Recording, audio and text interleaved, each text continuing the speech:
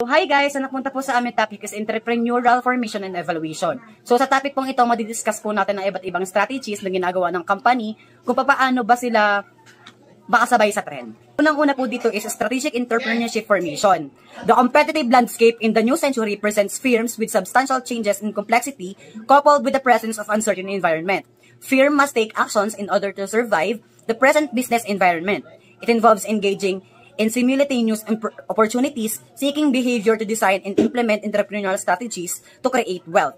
They must develop strategic flexibility of different alternatives and acquire the necessary resources to build capabilities for the changing dynamic environment. So sa madaling sabi po, ang strategic entrepreneurship formation ay tumutukoy po siya sa paraan ng pag-strategize ng isang company para makasabay sila sa trend.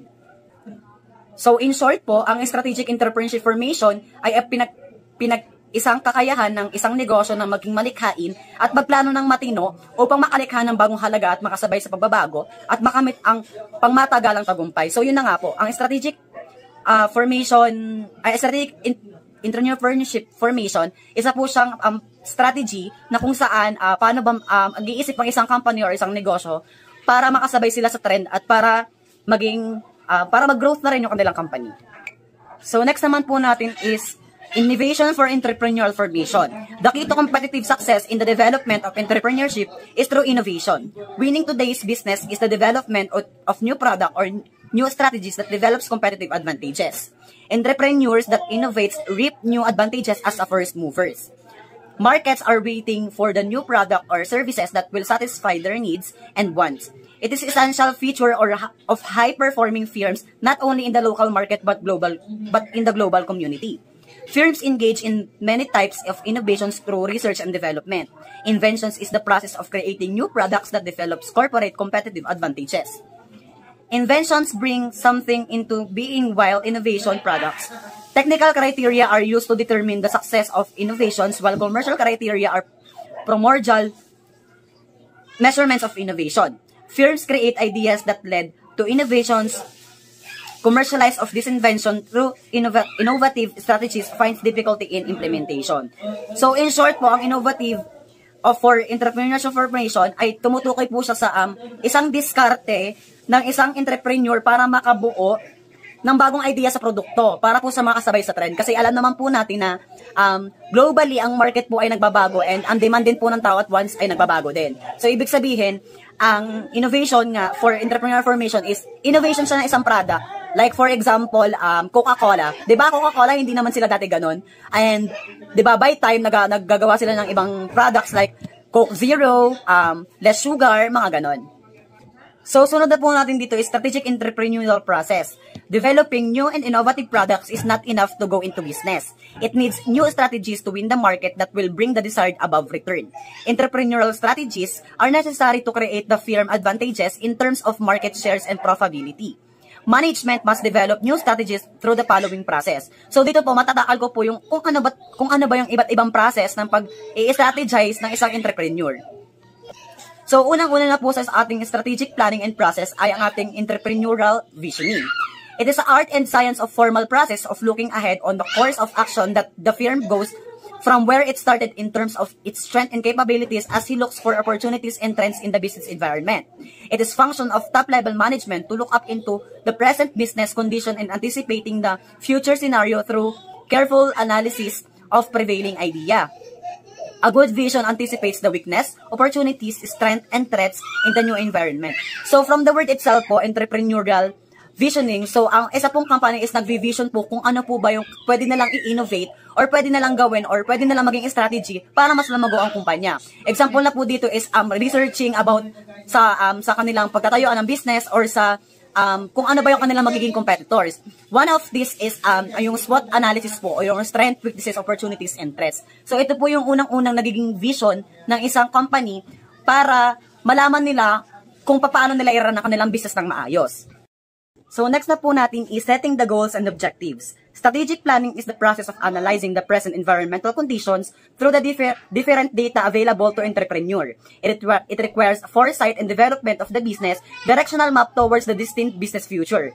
Planning seeks to understand the challenges of the environment in which the business intends to operate, the direction which gives them the competitive edge over the firms, and the process and strategies to reach the distinct objective.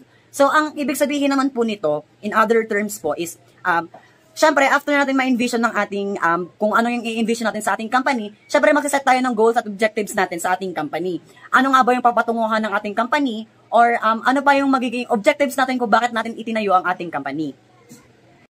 Pangatlo po sa ating process is defining the firm strategies. It is the setting of priority programs and policies to bring into the reality of the set plans according to the desired objectives. It seeks to put in place the needs and wants of the customers and develops the necessary strategies on what to do about them. It is defining the business strategies to match the firm values and directions in attaining customer satisfaction, which is the essence of procedural activities for competitive advantages. So from the word itself na po is defining the firm strategies. So after po natin magkaroon ng goals and objectives, syempre, dapat iisipin po natin kung ano yung magiging strategies natin para ma-set natin yung ating goal at para maabot natin yung ating objectives para yung ating ini-envision sa ating company ay ating makamit. So, pang-apat po is setting strategic procedures. Programs and activities need to define procedures and development strategic actions, plans that set the firm in motion with certainty and proper directions. Strategic procedures are carefully planned, strategies defining the steps to be followed in tracking the activities towards the attainment of policies laid down in the planning process. So, ang next naman po natin is setting strategic procedures. So, after po nating ma-define yung ating strategies, syempre, kailangan natin po ng procedures kung paano natin i-step by step ang ating nagawang strategy sa ating company. So, pang-lima po is setting the timelines. Strategic action need to the setting of the timelines as each strategy must be done at the right time at the right place. When the procedure are properly identified, the timing of the activities must be put in place. Timing must be based on internal and external analysis of the environment of the business in order to take advantages of the prevailing market opportunities and also anticipate the threats. Timelines are important aspects in action planning. So after po nating magkaroon ng procedure, syempre, ay set po natin ang ating timeline kasi syempre process po siya, diba? So ibig sabihin, hindi po siya isang bultukan lang. Ibig sabihin, need natin mag-set ng timelines natin, halimbawa is monthly kung naging yung strategies ba natin ay naging effective or hindi. So lastly po sa ating process is setting the allocating capital resources. Entrepreneurial strategies need budgets in terms of capital resources in order for it to operate effectively. Budgets are set of financial programs that will be necessary to implement target strategies. Resources allocating for definite activities must be set so that the programming of fund allocations are provided as they become necessary in the implementation of that strategy. Managers must keep track of the targeted expenditures based on timelines set and accomplishment for directional objectives.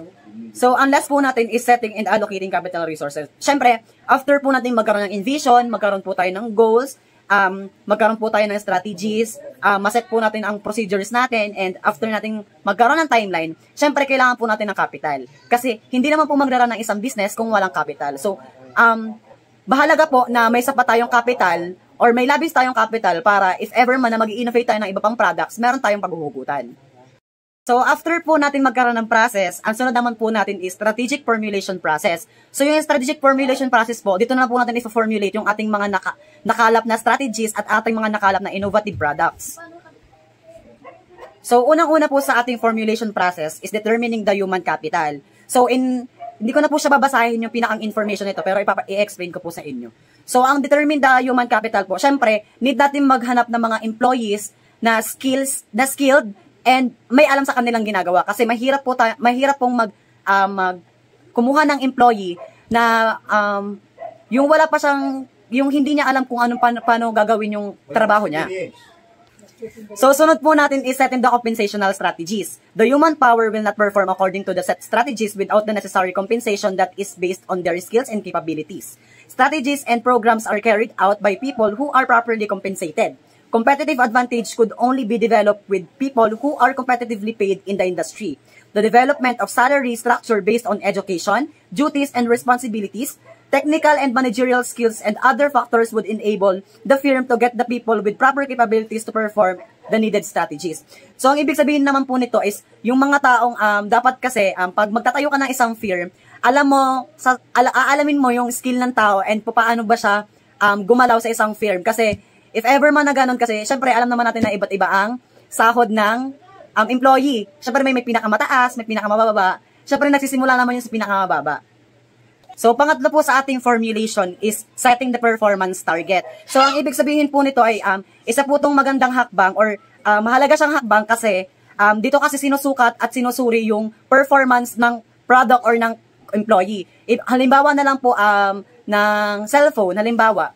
Syempre, ano mo muna siya, kung product siya, kailangan yung performance ng product na yun or ng cellphone na yun is durable, matagal malowbat, ganon.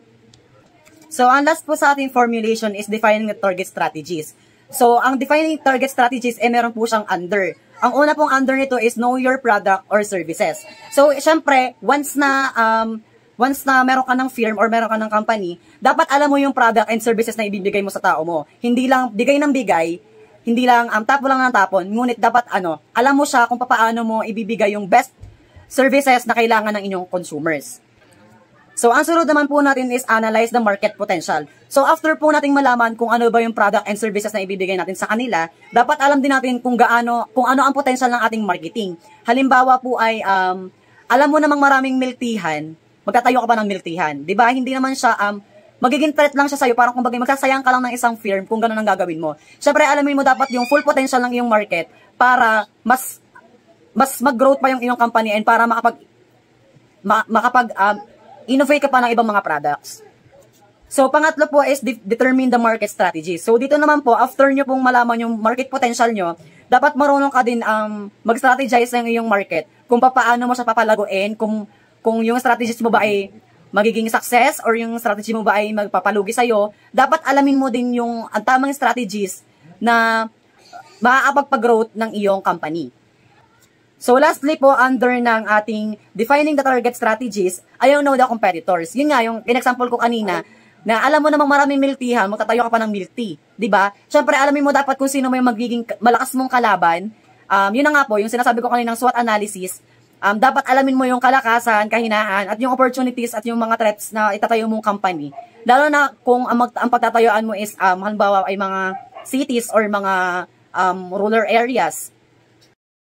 So, next naman po natin is environmental scanning. The environments of business is vast with opportunities as well as threats. The entrepreneur must look at the business potential as well as the prevailing conditions in the place of operation. The investments in capital necessitates generation of desired profit. To generate income for product or service, the entrepreneur must be able to scan the feasibility of locations in terms of different factors related to its operation. So, yun na nga, from the word itself na rin, environmental scanning. So, syempre, i-scan mo muna yung pagtatayuan mo ng isang company. Dapat alam mo kung saan siya ipipwesto, kung siya ba ipapatok sa tao, or siya ba ay maraming consumers, ganon. So, ang sunod po natin is business location for retail establishments. A retail outlet would need a site that is convenient for prospective customers in terms of parking space or availability of transportation. A restaurant or entertainment establishment center would need an ample parking space where customer could conveniently park their vehicle while shopping or staying while eating or being entertained. So, yun na nga. Yung example kasi dito is yung sa parkingan. So, dapat magtatayo ka ng isang retail establishment, dapat alamin mo kung napaparkingan ba siya ng tao, nadadaanan ba siya ng maraming tao, para yung business mo is makahikayat sa mga consumers. Pero, syempre, meron din siyang pros and cons. Ang ilang factors po na kailangan natin i-consider in business location is, unang-una is rental and space. Yun nga, kung gaano ba kalawak yung ating pagre-rentan, kung saan ba siya nakapwesto, kung nakikita ba siya or nakakatrack ba siya, yun. Pangalawa po is term of lease agreement. So dito po tinutukoy kung gaano katagal yung iyong i-rent na establishment. Halimbawa, ay good for 1 year lang, tapos yung 1 year na yun ay lugi ka pa. Diga? Siyempre, aalamin mo muna yung lease agreement nyo noong may-ari ng lupa. So, next po natin sa isang factor is the type of goods or merchandise. Yun nga po, dapat alamin din natin ang ating ibebenta sa kanila or kung ano ba yung i-merchandise ng mga consumers natin para mas hindi tayo sa palugi, para tayo ay sa paangat. Kasi once na na alam natin yung type of good, syempre, advantage natin yon para mag-growth ang ating company. So, ang next naman po natin is government regulations, taxations, and ordinance. So, isa din to sa malaking factor kasi meron kasi halimbawang yung pinagtayuan mong establishment, yung retail establishment mo is against sa government regulations. So, wala lang din. Parang nagsayang ka lang din ng pera. And yung mga taxations and ordinance ng pagkatayuan mo ng government. Halimbawa ay yung bawal dapat na may ganito, kineming ganyan. Siyempre, iisipin mo rin yun. So, lastly po sa ating factors is location of the area in terms of traffic and weather or rain flood. So, yun nga, syempre, i-consider natin yung ating firm dapat ay wala sa rural area or yung mabilis bahain, mabilis matraffic, ganon. So, next naman po natin is analysis of the business condition. It is not enough that the entrepreneur has the money and capital to go into business. It is important that before going into the field of business, the entrepreneur must know the business condition prevailing in the environment. One of the important tools to analyze the business environment is the SWOT analysis method. So yun nga, yung kanina ko bang sinasabi, isa kasing malaking advantage yun pag nag-SWOT analysis ka, lalo na kasi kapag alam mong marami ka ng competitors. Yung SWOT analysis kasi magiging stepping stone para malaman mo kung papatok ba yung company mo or lalago ba yung company mo or hindi. Since analysis siya ng business condition, hindi lang pera-pera, hindi lang sapat ang pera-pera. Siyempre, dapat alamin mo alamin ng entrepreneur kung ano ba yung magiging kondisyon ng prevailing na environment na pagkatayuan ng iyong firm. Strength may be in terms of capital base and product attributes or capabilities of its core manpower base. The entrepreneur must look at how to combat the weaknesses as they need strong determination to succeed with caution and need long hours for planning and strategic implementation. Planning and environment analysis is needed to keep the opportunities moving to profitable operations. Threat are the external factors that must address with strategies consistent with the firm's direction plans. So, in short terms, ang analysis of business condition ay tumutukoy sa maingat na pagsusuri sa kalagayan ng negosyo at kapilagaran nito. Yun nga. So, dapat i-check mo kung yung firm mo ba ay lumalago, bumababa, or sakto lang. Kasi dapat business condition, dapat i-analyze mo yung business condition mo para alam mo kung ano ba yung magiging strategies mo or process para maging successful ang iyong firm. Available technology and processing. Ito yung mas pinapadali ang paggawa ng isang product sa isang company. Like katulad ng kape, dati mano-mano, mas pinipili isa-isa at para matuyo agad. Ngayon, may mga machine na pwede padaliin ang isang paggawa ng isang product. The source of raw materials. Ito yung pagkakaroon ng tuloy-tuloy na production ay nakadepende sa maayos na supply ng mga materials. Sa madali ay kung maayos ang pinagmulan ng mga materials, magiging maayos din ang buong proseso ng production at distribution. Halimbawa, sa paggawa ng tinapay, mahalaga ang tuloy-tuloy na pag-supply ng mga harina. Kasi kapag hindi agad naibigay or nabibigyan ng sapat na harina, ay maaari maapektuhan ng isang panidiriya. Product attributes and market acceptance. Ito yung isang product ay kailangan may katangian na hinahanap ng mga mamimili kasi mahalaga ang needs and wants ng bawat mamimili. Para tumaas din ang profit ng isang product ay kailangan mong mag-survey kung ano ang needs and wants ng isang mamimili. Halimbawa, sa cellphone, like iPhone, mas pinipili nilang iPhone kasi sa magandang camera nito, smooth gamitin. Parang nandun na din yung needs and wants ng isang customer. Product demand. Ito yung demand o pangangailangan sa isang product. Ito ay isa sa pinakamalaking opportunities para sa isang negosyante. Kasi pag mataas ang demand, ibig sabihin ay maraming taong tumatangkilik sa iyong product.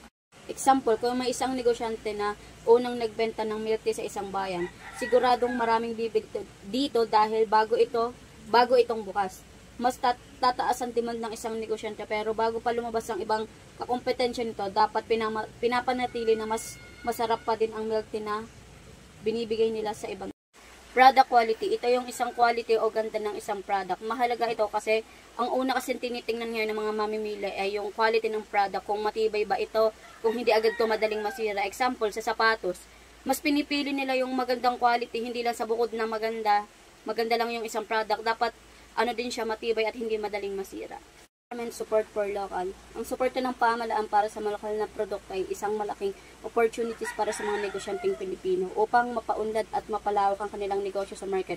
Kapag binibigyan ng tax incentives o bawas buwis ang mga lokal na produkto, mas nababawasan ng kanilang gastos o production. Halimbawa, kung ang gobyerno ay magbibigay ng tax incentive sa mga lokal na gumagawa ng kape sa Batangas at sabay nito ay tataasan ang buwis sa mga imported na kape mula sa ibang bansa, mas magiging kompetitibo ang kapeng Barako sa market.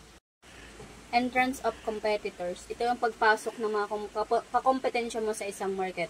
Example ay yung pag may milk tea shop ka, syempre sa una madaming demand at profit ang makikitain mo. Pero pag pumasok na yung ibang kakompetensya mo, like magtatayo din sila ng milk tea shop, kailangan may gawing kang ibang paraan para hindi bumaba ang profit ng isang market. Like magbigay ka ng mga promos, buy one take one, para hindi sila umalis sa'yo.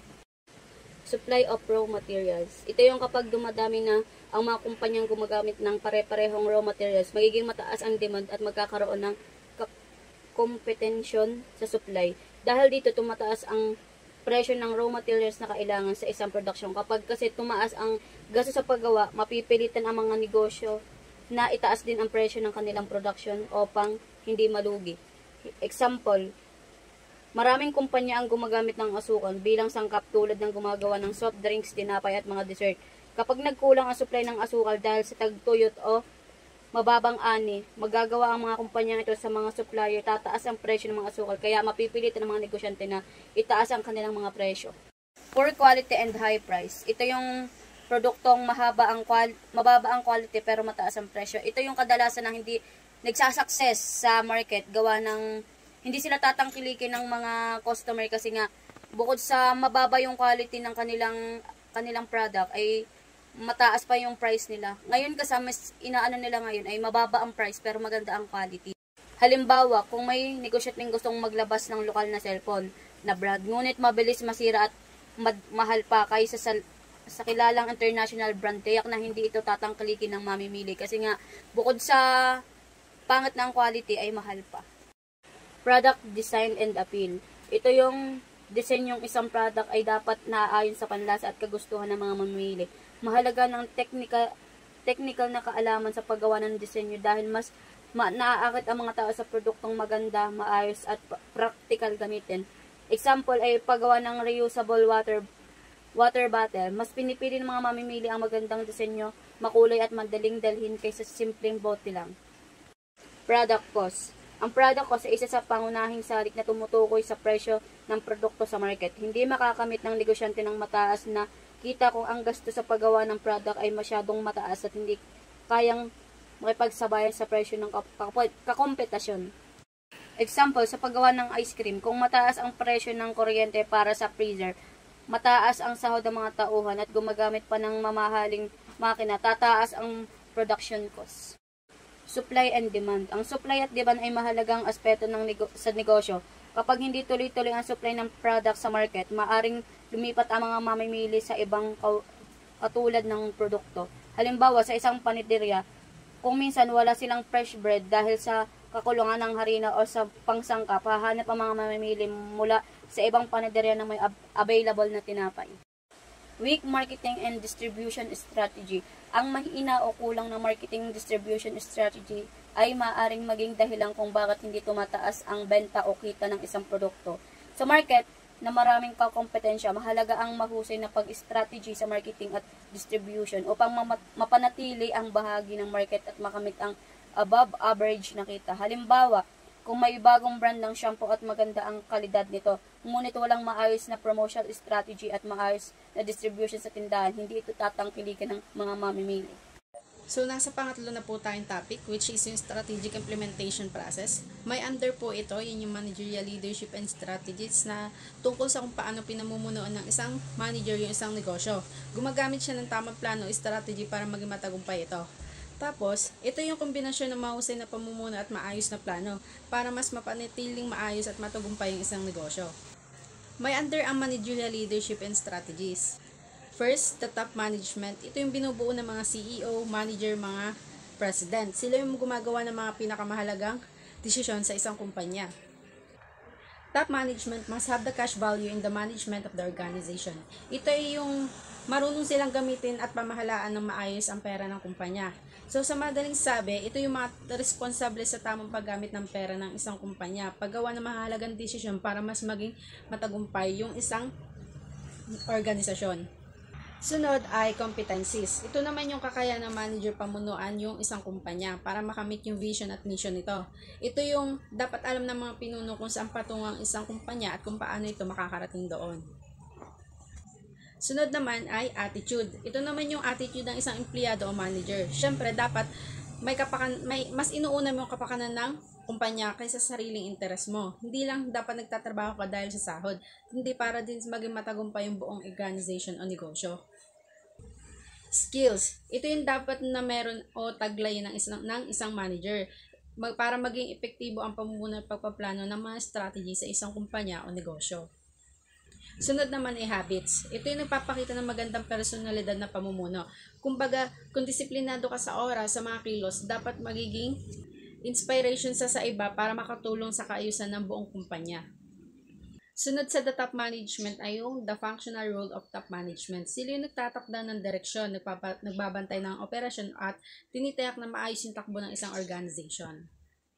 Under nito ay yung determine strategic direction of the firm. Sila yung nagtatakda ng vision at mission ng kumpanya upang malaman kung saan ito patungo. Exploit and maintain the firm core competencies. Ito yung tungkulin pangalaga at palakasin mga pangunahing lakas ng kumpanya tulad ng talento, teknolohiya at yung mga kalidad ng produkto. Sunod ay yung develop human resources for effective performance. Ito yung pagtulong mo sa employee mo para maging maayos ang kanilang trabaho. Like nagbibigay ka ng mga seminar, training, ganon, para mas madagdagan yung kaalaman nila sa pagtatrabaho. Sunod naman, i-develop control mechanism and sustain balance operational strategy. Ito yung mga nagpapatupad o nagkokontrol ng monitoring system upang masigurong maayos ang direksyon at tama ang direksyon ng ginagawa ng isang kumpanya. Sunod ay develop organizational culture and values of ethical standards. Ito yung minomonitor mo yung isang kumpanya at ginaguide o inaalam mo yung takbo. Like, para malaman mo ang takbo nito, para nagbibigay ka or nagtatalaga ka ng regular meetings para malaman yung mga sales, yung mga cost, or yung employee performance ng mga empleyado mo. Sunod naman sa the functional role of top management. Characteristic of strategic leaders. Ito yung sa pagiging isang leader, hindi naman lahat magaling ka. Hindi naman sa lahat magaling ka agad dahil isa ka lang leader. Siyempre, nagsisimula ka din sa hindi marunong sa ibang bagay. Habang paglaki ka, doon mo nabubuo ang isang maayos na pagiging leader mo. Sunod, functional and operational strategies. Ito yung mga gumagawa ng paraan kung paano mapapaganda ang paggawa ng produkto at mapapatakbo ang isang negosyo ng maayos. So, sa madaling salita, ito yung tungkol kung paano mo gagawin ang produkto at serbisyo na maayos at maganda at abot kaya. Sunod naman ay inventory storage management. Tungkol naman ito kung paano mo pamamahalaan ang mga produkto at materyales sa isang negosyo. Like, kung paano mo makokontrol yung mga dami ng stocks o para maiwasan yung sobra o kulang sa isang negosyo habang mas napapanatili mong maayos ang daloy ng produkto. Sunod ay marketing and distribution. Tungkol naman to sa pagbebenta at paghahatid ng produkto sa iyong kliyente o customer sa pinaka-epektibong paraan. Like, gumagawa ka ng relationship with your customer para mas magkaroon kayo ng long-term relationship at mas balik-balikan yung negosyo mo na yung customer. Sunod, financial management and strategies. Tungkol naman ito sa pera ng kumpanya, kung paano mo gagamitin na maayos para maging maganda ang daloy ng isang negosyo. Ang layunin ng financial management strategy is siguraduhin sapat at maayos ang paggamit ng pera upang suportahan ang paglago at seguridad ng negosyo. The last one is information and database management. Tungkol ito sa maayos na pagkuha at paggamit ng impormasyon na about sa isang negosyo. Patungkol aray sa mga gamit ng teknolohiya o yung mga empleyado mo na gumagamit ng computer. Okay, so dito naman sa strategy human resources management, no? So ang kabuuan nito sa madaling salita, no, ang tagumpay ng anumang estrahiya ay nakabatay sa pagkakaroon ng tamang tao sa loob ng organisasyon. Kasi kung ang isang organisasyon ay hindi maganda ang pagpapalakad, wala rin magiging bisa o wala rin saysay ang pagkakaroon ng magandang strategy. Ayan. So, next is, Okay, so dito naman sa human resource strategy, human resources staffing strategy, no? So, sa madaling salita, no? So, sinasabi nito na pinapakita ng mga puntong ito na ang staffing strategy ay hindi lamang tungkol sa pagkuha ng tao, kundi sa pagkuha na din ng kalidad at kakayahan at tamang pag-uugali. Yes, syempre, as a owner ng isang company, need natin na hindi lang nakabase, hindi lang tayo basta kukuha ng tao. Syempre, kailangan meron din kalidad. Kasi dito masusukat kung gaano ka competitive ang iyong mga nasasakupan o yung mga staff mo, yung mga employees mo. Ganun din sa pagkakaroon ng magandang ugali. Kasi dito nagmamatter kung anong klaseng company meron ka. Yes, dito, nagmamatter din yung behavior ng bawat isa. At ganun pa man is, para umunlad yung isang organisasyon o yung isang company na meron tayo. Ayan. So next naman natin is, yan, strategy evaluation process. Okay. So sabi dito, no, yan, sabi dito sa context lang ito, no, sa paragraph na ito is, sa pangkalahatan sinasabi ng talata ng strategy evaluation ay isang tuloy-tuloy na proseso na pagsusuri na tinitiyak na ang estratehiya ay nanatiling epektibo at kumikita at handang baguhin kung kinakailangan. So, ibig sabihin, no, dito sa strategic evaluation is, kumbaga, tuloy-tuloy pa rin yung process niya kung saan is, sa tinitiyak nito na yung mga strategy is, maganda pa rin at epektibo pa rin para sa company. Kasi kung yung strategy is hindi na epektibo, need na natin siyang palitan o i-change. Kung baga is need na natin magbago ng another strategy. Yun ang mga ganong atake. So dito naman sa measure, the measure criteria is SMART. Ayan, so meron tayong systematic, measurability, acceptable. Ayan, dito naman sa the measurable criteria is SMART. Yan. So, sabi dito, yung systematic naman is, dito naman is nasusukat yung kung paano nakakasabay yung bawat isa sa company. Which is, kung halimbawa may bago is, dito, sa systematic, in terms of systematic, no, sinasabi o tinutukoy nito kung paano nakakasabay yung mga empleyado o yung company natin sa uso. Which is, sa measurability naman is dito naman tinutukoy is kung gaano nami-measure o kung gaano naman nasusukat ng mga empleyado yung kanilang kakayahan sa pag-adapt ng o pag-i-implement ng bagong strategy. At ganun din is kung paano nila nami-measure yung mga responsibility. Ayan. In terms of acceptability naman, dito naman, no, isa rin siyang strategy kung saan need i-apply sa bawat team kasi kung wala to hindi natin ma-achieve o makukuha yung tagumpay ng isang kumpanya kung ang bawat isa hindi marunong tumanggap. Halimbawa, hindi marunong tumanggap ng pagkakamali, hindi marunong tumanggap ng pagkasala is nagmamatter to kasi as a fact na hindi natin kayang tanggapin yung mga ganung bagay is hindi mababago yung strategy o yung kinasanayan natin.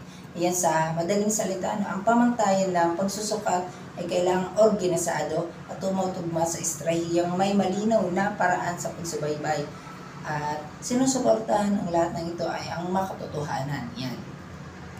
So next natin is the criteria for evaluation should center in following. Ayan, makikita niyo skill of people, resources available, disposal, and the current position in the industry. Ayan, so ano ba yung ibig sabihin? Sa kabuuan, ang evaluation ay kailangan tumututok sa mga tao. Bakit? Kasi napakahalaga nito dahil dito natin ma-matter kung anong klase ng tao, kung gaano kagaling ang isang tao. Dito natin ma-matter na okay, pwede ito sa ganitong position kasi magaling to. At sa resulta ng kumpanya sa merkado, which is, dito din yung maging sayaman sa resulta ng kumpanya sa market. Which is, kailangan din natin na ma-evaluate yung mga ganitong bagay para sa ganun is alam natin kung umuusad ba o pahila pababa yung ating company. At sinasabi din na habang tinitiyak na ang lahat ay maayos sa original ng balangkas ng estrella. Ayan, ibig sabihin is, kailangan is, ma-maintain natin yung ganong kalidad ng ating company. Yung laging nasa tok-tok kumbaga. Ayan. So, dito naman sa result-oriented naman na strategy. Ayan. So, sinasabi dito na yung pinaka-bottom line lang naman ito is sa madaling sabi na upang masabi matagumpay ang estratehiya, hindi lang dapat tinitingnan ang plano. Yes, tama, hindi lang dapat sa plano tayo nakabase. Dapat tinitingnan din natin kung ano yung magagawa, ano pa yung magagawa ng mga employees natin. Kasi hindi lang naman nakabase sa plano yan. Kailangan na sa tao din yan. At kung ano yung actual na epekto nito sa pamamahala. Yan gaya nga sabi ko, wala yan sa plano, nasa mga empleyado yan. Maging ang mga produkto dapat kailangan is 100% swak o yung pinaka-the best, maging sa position ng merkado. At alam din natin no, yung kung nasa na ba yung ating company, kung pataas pa ba siya or talagang isa na siya sa pinaka-kilala. Ayan, ganyan. Yan. Dito naman sa time-bound, timely and relevant measurement. Ayan. So sabi dito, no, yan. Sa kabuuan, time-bound ay nangangahulugan ang pagsusuri at feedback ay dapat gawin sa tamang oras. Tama, kasi ang time-bound, no, dito sa time-bound, sinasabi dito yung, kumbaga yung pinaka-survey, dito umaano yung mga feedback ng tao, yung feedback ng company, which is, need ang mga feedback na yun para mas mapatibay, mas mapaganda lalo ang ano ng dali ng company. At ang information ay dapat natutumpak at nakapokus sa pinakamahalagang action upang mapanatili ang epektibong kumpanya. Yes, totoo. Kasi no, kung hindi tayo nakapokus sa mga possible na problem, hindi agad natin ito ma-actionan kasi hindi natin ma-actionan ito para sa ngayon is ma-maintain natin yung branding kumbaga natin. Ma-maintain natin yung branding natin sa masa. Yes. Yun lang. So, thank you so much.